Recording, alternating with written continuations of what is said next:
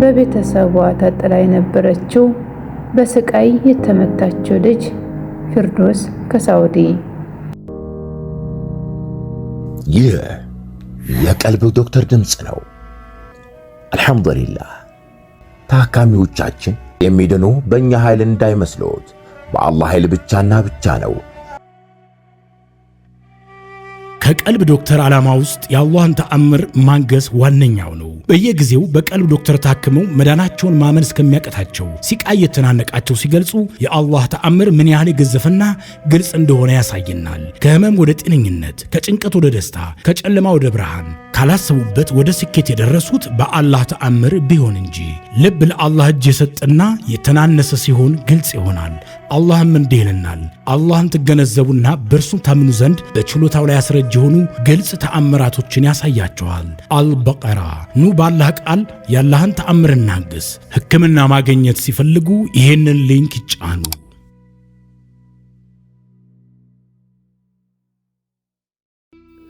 አሰላሙ አለይኩም ወራህመቱላሂ ወበረካቱ። ውድና የተከበራችሁ የቀልብ ዶክተር ቤተሰቦቻችን እንደምን ከረማችሁ? በያላችሁበት የአላህ ህዝነት ረህመት አይላችሁ ያልኩኝ ይህ ዘወትር ቅዳሜና እሁድ ወደ እናንተ ይዘንላችሁ የምንቀርበው በቀልብ ዶክተር ኡስታዝ ሰበብ ታክመው የዳኑ የእህት የወንድሞቻችንን እውነተኛ አሳዛኝ ልብ አንጠልጣይ ታሪካቸውን ነውና በዛሬም እጅግ የሚያሳዝን በቤተሰቧ ተጥላ የነበረችው በስቃይ የተመታችው ልጅ ፊርዶስ ከሳውዲ። ዛሬ እኔ ፊርዶስ ባለቤቴና ልጃችን ከሳውዲ ምድር በአላህ ጥበቃና ጸጋ ስር በሰላም እንኖራለን እያልኩ ባለሁበት ሰዓት ቤተሰቦች ያመጡብኝ የነበረው ክፉ ነገር ሁሉ በኢማንና በፍቅር ድል ተመቷል እያልኩ በተጽናናሁበት ወቅት የቤተሰቤ መተት ተስፋ ቢስ ቢሆንም የኔ ታሪክን አሁንም ፍጻሜ አላገኘም። ሕይወት በትግል የተሞላች ናትና አንድ ሰው ሲፈተን የአላህ እገዛ ከጎኑ ነው ብዬ አምን ነበር። ግን ይህ አዲስ ፈተና የዓለማዊ መከራ ከመንፈሳዊ ስቃይ ጋር ሲቀላቀል ውስጤን ሰባበረው። ባሌ የትግል ምሰሶ ነበር። አሁን ግን ተራራ ወጥቶ ጠፋ። ያኔ መተቱ በእርግጥም ያሸነፈን መስሎ ተሰማኝ። የታደሰውን ሲህር መተት ለመዋጋት እኔና ባለቤቴ አብረን የጀመርነው የሩቅያ ሕክምና በጽናት ቀጥሎ ነበር። ቤታችንን ወደ ምሽግ ቀይረነዋል። አብረን እንሰግዳለን፣ ቁርአን እናነባለን። የመተቱ ኃይል እየደከመ እንደሆነ ይሰማኝ ነበር። ባለቤቴ ከጎኔ ሆኖ ሲታገል እኔን የቱንም ያህል ህመም ቢሰማኝም ተስፋ አልቆረጥኩም ነበር። አንድ ቀን ማለዳ ግን ያልጠበቅኩት ዱብዳ መጣብኝ። ባለቤቴ እንደተለመደው ለስራ ወጣ። ቤታችንን ከመንፈሳዊ ጥበቃ አስካር በኋላ ነበር የተሰናበትነው። እኔና ልጄ በቤት ውስጥ ነበርን። እኔ ለመጪው የኦንላይን ሩቅያ ክፍለ ጊዜ ወይም አስካር እንዲለወጥልኝ ራሴን እያዘጋጀው ነበር። ከሁለት ሰዓታት በኋላ ስልኬ ደወለ። የማላውቀው ቁጥር ነው። ስልኩን እንዳነሳው የባለቤቴ የተረበሸና በድካም የተሞላ ድምጽ ቁና ቁና የሚተነፍስ ወሬ ከጆሮዬ ገባ። ፊርዶስ እንዳትደነግጭብኝ አደራ፣ ላሳውቅሽ ብቻ ብዬ ነው። ከቤት እንዳትወጪ፣ ራስሽን ጠብቂ። ፖሊስ እየተከተለኝ ነው። ስለ ቪዛዬ ወይም ስለ ስራዬ ጉዳይ የነበረው ችግር ስላልተቀረፈ ወደ ሀገር ሊሰዱኝ ነው አለ። መያዝ የለብኝም፣ ከተያዝኩ አገር እመለሳለሁ። አንቺና ልጄን ትቼ። ድምፁ እየተቆራረጠ መጣ። መተንፈስ አቃተኝ። የት ነህ? አሁን ምን ልትሆን ነው ብዬ በጭንቀት ጮህኩ። አይዞሽ፣ አሁን ከከተማ ወጣሁ። ወደ ተራራማው አካባቢ ነው የምሮጠው። እኔ ብቻ አይደለሁም፣ ብዙ ነን። እዛ ተደብቄ እስኪረጋጋ እቆያለሁ። ስልኬ ሊጠፋ ይችላል።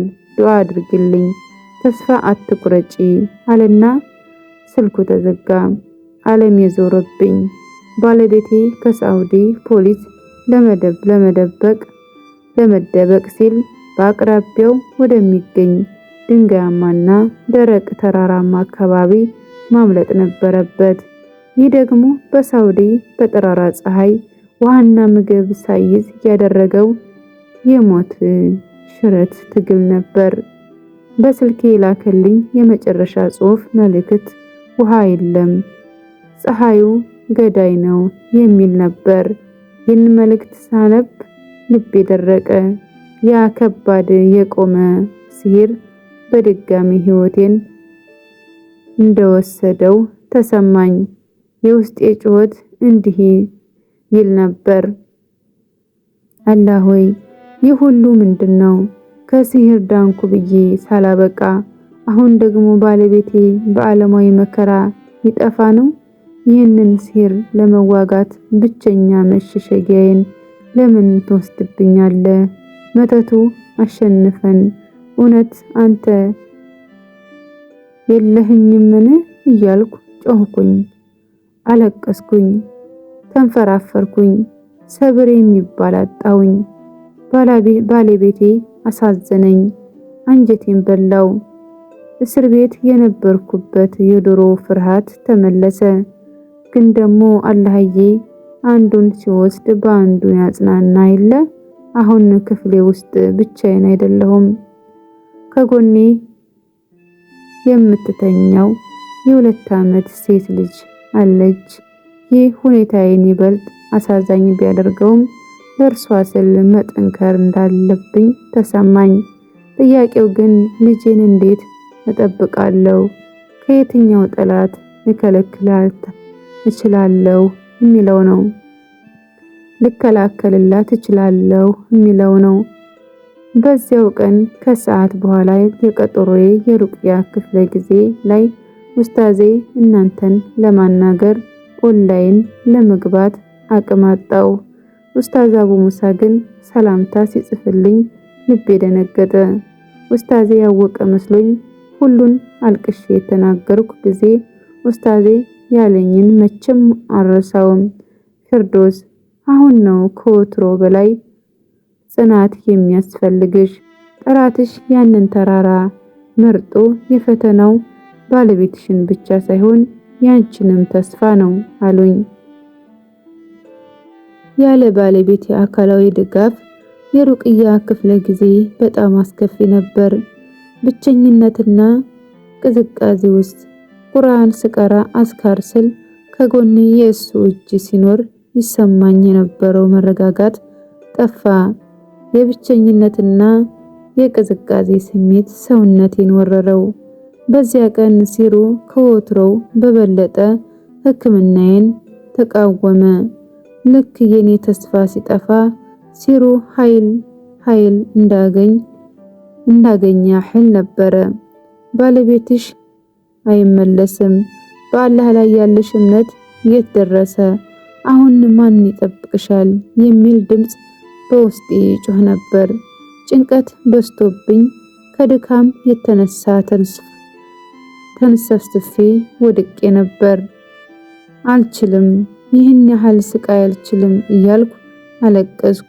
ኡስታዝ አቡ ሙሳ ግን በጥንካሬ ብርታት፣ በአላህ እርዳታ እንጂ በባለቤትሽ አይደለም የምትደኘው፣ ተነሺ፣ ሲሩን ማሸነፍ ትችያለሽ ብለው በዚያ ምርጥ ተግሳጻቸው አበረታቱኝ።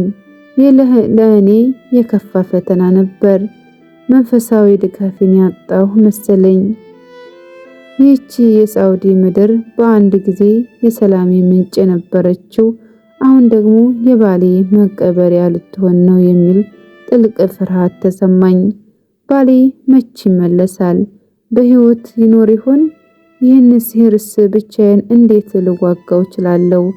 እሱን ካጣሁ መልሼ መከፍር ይሆን? ተስፋዬ ሙሉ በሙሉ ተሟጠጠ። ባሌ በዚያ ደረቅ ተራራ ላይ ከዓለማዊ ጠላቶች ሲሸሽ፣ እኔ ደግሞ በቤቴ ውስጥ ካልታዩ ጠላቶች ጋር እየታገልኩ ነበር። የሰውነቱ ስቃይ የልቤ ስቃይ ሆነ። የሱ መዳን ግን በተስፋ መቁረጥ ውስጥ ብቸኛው የአላህ ምህረት ማስረጃ ነበር። ባለቤቴ ከሳውዲ ፖሊስ ለመሸሽ ወደ ተራራማው አካባቢ ከሮጠ በኋላ እኔ ፊርዶስ በስነ ልቦናዊ መንፈሳዊ ውድቀት ውስጥ ገባው። የሲህሩ ኃይል ብቸኝነቴን ተጠቅሞ በድጋሚ ሊያጠፋኝ ሲሞክር እኔም በተስፋ መቁረጥ ተዋጥኩ። ባለቤቴ ወደ ተራራ ከሸሸ በኋላ እዛ አንድ ቀን ሲያድር የሆነ አስገራሚ ነገር ተፈጥሮ ነበር። ባሌ በማለዳ ሊገጥመው ስላለው ፈተና ሳያውቅ ያንን አስቸጋሪ ጊዜ የሚያልፍበትን መመሪያ በህልም ተሰጥቶት ነበር። በዛ ሌሊት ባሌ የቀልብ ዶክተሮችን ኡስታዝ አቡ ሙሳንና ኡስታዛን በህልሙ አያቸው። እነርሱም በህይወት መትረፍ የሚችልበትን ቦታ አመላከቱት። ኡስታዝ አቡ ሙሳ በህልሙ አብዱል መጂድ ተስፋ አትቁረጥ፣ በፈተና ጊዜ እመን፣ የእባብ ንድፊያ የሀያትህ መድኃኒት ይሆናል ታለ። ዛሬ ጧት ፖሊስ ሲያሳድድህ ወደዛች ተራራ ሩጥ። እዚያም በሶስት ትላልቅ ድንጋዮች መካከል የተደበቀች ትንሽ ዋሻን ታገኛለህ። እዚያ ተደበቅ፣ አላህ ይጠብቅሃል ብለው ነገሩኝ አለኝ። የእህታችን ታሪክ ክፍል 7 ይህን ይመስል ነበር። ላይክ፣ ሸር፣ ሰብስክራይብ እያደረጋችሁ ሌሎች እንዲዳረስ ሰበብ ሆኖ ማለት ፈልጋለሁ። በክፍል 8 እስከነገናኝ ድረስ ወሰላሙ አለይኩም ወራህመቱላሂ ወበረካቱ።